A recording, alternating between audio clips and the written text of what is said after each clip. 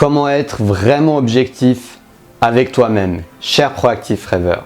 Aujourd'hui, j'aimerais te parler d'une caméra qui observe la scène sans se mettre dans la scène, sans penser à ses propres intérêts.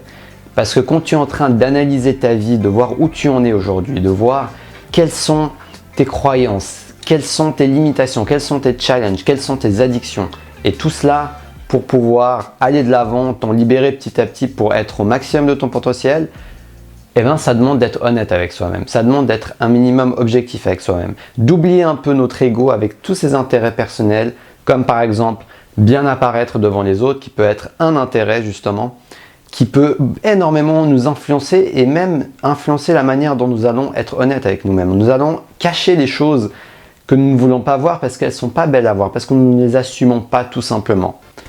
Donc allons voir ça ensemble maintenant. Si tu me découvres, je m'appelle Taha Mouline, je suis coach de vie et je t'aide à découvrir et vivre de ta passion en te connectant à ta flamme intérieure.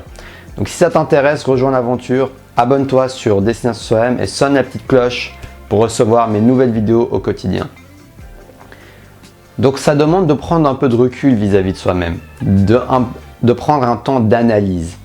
D'analyser, est-ce que je suis en train d'avancer plutôt et de conseiller peut-être quelqu'un d'autre en prenant en compte majoritairement mes intérêts ou vraiment en train de conseiller l'autre en m'oubliant?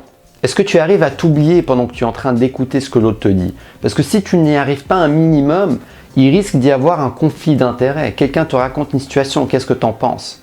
Quelqu'un te raconte, un exemple tout con, une femme te raconte, si tu es un homme, une femme te raconte ses difficultés dans son couple. Et toi, supposons que tu es amoureux de cette femme, donc tu as ton propre intérêt. Et donc pendant que cette femme te raconte par exemple les difficultés qu'elle vit avec son conjoint, mais qu'elle l'aime et qu'elle a envie d'aller de l'avant et se relever, si tu prends en compte que ton intérêt, tu vas peut-être la décourager de rester avec lui d'une manière ou d'une autre.